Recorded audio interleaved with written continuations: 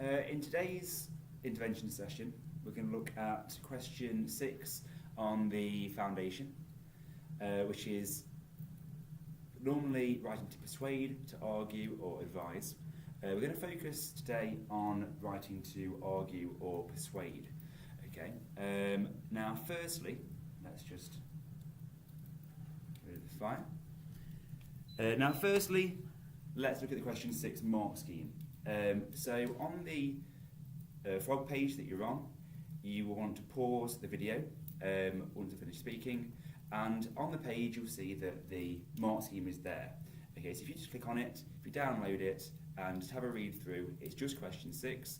Just have a look, just have a read through what it's asking for in terms of content at the top and in terms of spelling and grammar at the bottom. So pause the video, again have a look.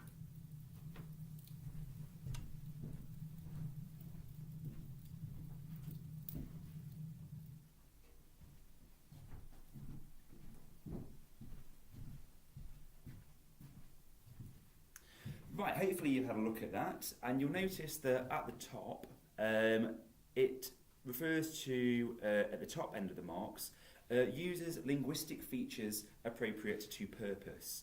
So don't forget that your purpose is going to be either to persuade or argue. So let's have a look at what of those features actually are. Now what I'd like to do is to pause video again and download the language features to persuade argue document. Click on it, it should download automatically. Just have a look. I want you to complete it with what you think the answers are. Okay, the first one's done for you, and it may be helpful to afterwards to save it, print it off for your own reference.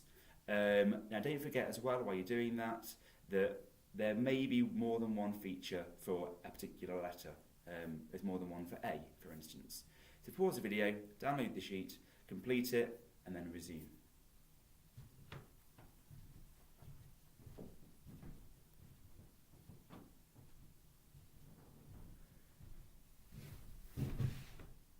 So hi, hopefully you've done that. So we'll go through the answers. So we had on your sheet, you had D, you had you had F, O, R, E, S and T. Now you may have come across these before, you might not, however, no matter what, the answers are, so add any that you don't have. Direct address, so using the word you a lot, you should do this, you can help, things like that, trying to appeal personally.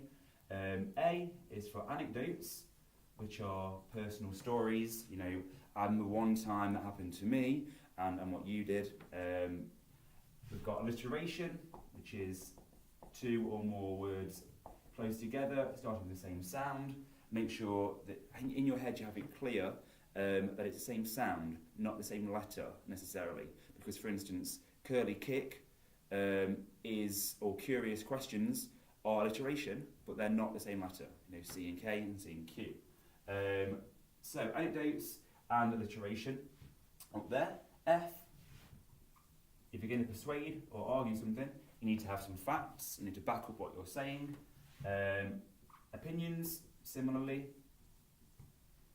R, talk questions, really making your audience think about a particular idea that you want them to think about, okay, and ask themselves that question for a particular reason. Also repetition, you may repeat the same idea again and again and again to really drill it home, to emphasise it. E, we've got emotive language. So that's language designed to produce a particular emotion. It might be sadness. How would you feel? Picture the scene of children crying in the streets. It's meant to be, sadness, but it could also be anger. How could this happen in our country? Is to do with, creating anger. Then we've got also happiness. Particular emotion. We've also got exaggeration. You can also call it hyperbole. You can't call it hyperbole though, because that's not how you say the word. But exaggeration, for effect. So making things sound better or worse than they actually are, for effect. S, we've got statistics. So facts in the shape of a number. We've also got superlatives. Now, superlatives are words that represent the most of a particular quality. So the superlative of good is best. The superlative of bad is worst. Superlative of hairy is hairiest. You know, the most of something. So if you're going to persuade someone that something's a good idea or a bad idea, or argue that it's a good or bad idea, you want it to seem like it's the most of a particular quality that you'd like. Okay, and T, triplets, you may have heard of it as rule of three. Normally it's using three adjectives that are linked, quite similar, to emphasise a certain point. So this idea is ridiculous, crazy, and idiotic. You know, three adjectives together to make a more sustained, forceful point.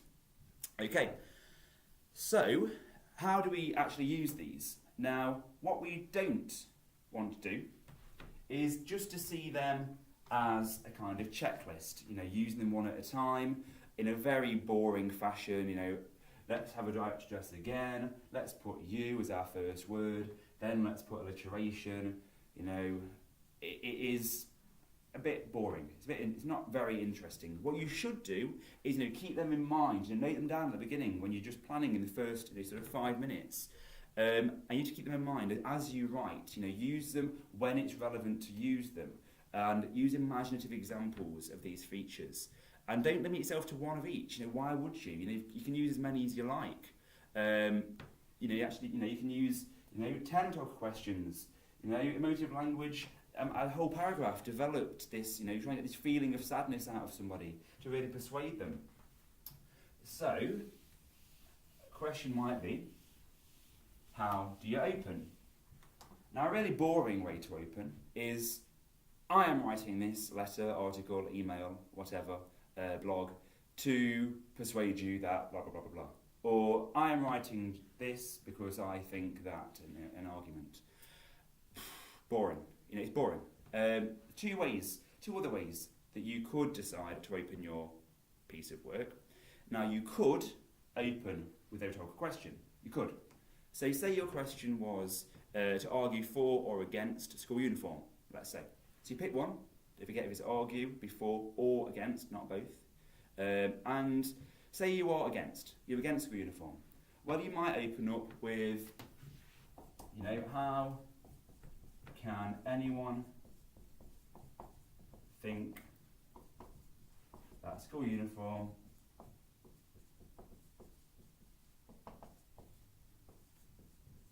is a good idea? And then rhetorical question opens it up, immediately engaged. You know, you immediately make your opinion clear. You're clearly meeting the task. Rhetorical question, you've got punctuation in there as well as a question mark.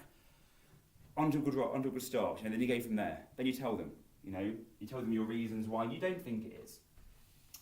So that's one way. Another way, a bit harder perhaps, depending on how you are, but it is to actually demand your reader do something using a verb.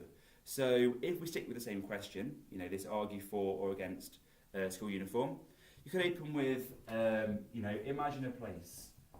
The verb imagine, a place where everyone looks the same. Full stop. Imagine a place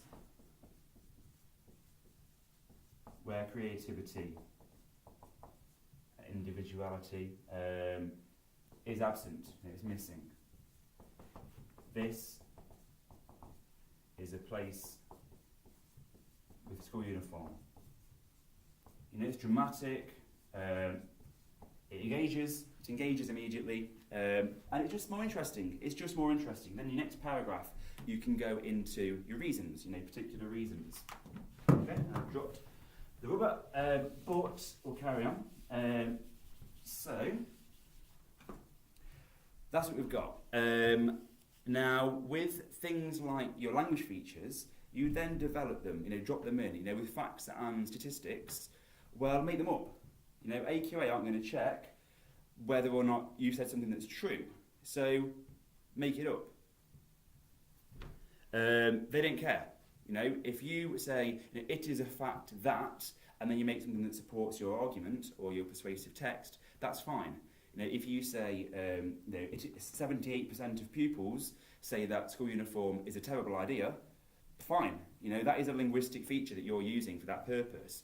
AQA aren't going to sit there and check that that is actually a fact. They don't care if it's a fact or not. So just make sure that they do support your aim.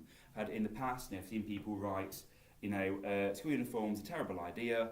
It is a fact that 39% of people think that it's a bad idea. Well, that doesn't work because that isn't maths. That means that the vast majority think it's a good idea. So make sure it supports your point. Okay. Now the mark scheme also asks for discursive markers. So you've got to make sure that your paragraphs are linked. You've got to be in paragraphs, and just to make a point, that added after the exam when you finished, or that, not writing in paragraphs, okay? You need to write in paragraphs from the start. You need to remember this, because for the top marks, your paragraphs need to be linked, so you actually need to have been thinking about it the whole way through. You can't just, at the end, try and insert some slashes. AQA don't know what that means. They're just going to think that you have an odd thing about forward slashes. So you need to make sure that you're linking your paragraphs with, words like, furthermore, moreover, new paragraph, however, in addition. Find some discourse markers, and make sure you link your paragraphs in an intelligent way with them. Okay, so I'm now going to give you time to, at the bottom of the screen, there will be a text box that you can write in with a question at the top. It's based on a past exam question for question 6. So I'd like you to either have a go at writing in that text box, and then you should be able to just submit it at the end. Or if you'd rather write on Word, you can write a Word document separately, and there's a file drop that you can. If you save your work first of all, file drop it there, then I will receive it. So either way, it will come to me. I can look at it.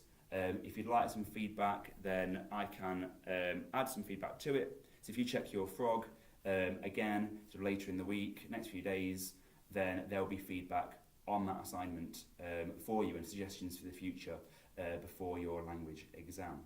So if you've got any questions, then obviously come and find me. I hope this has been helpful, and good luck.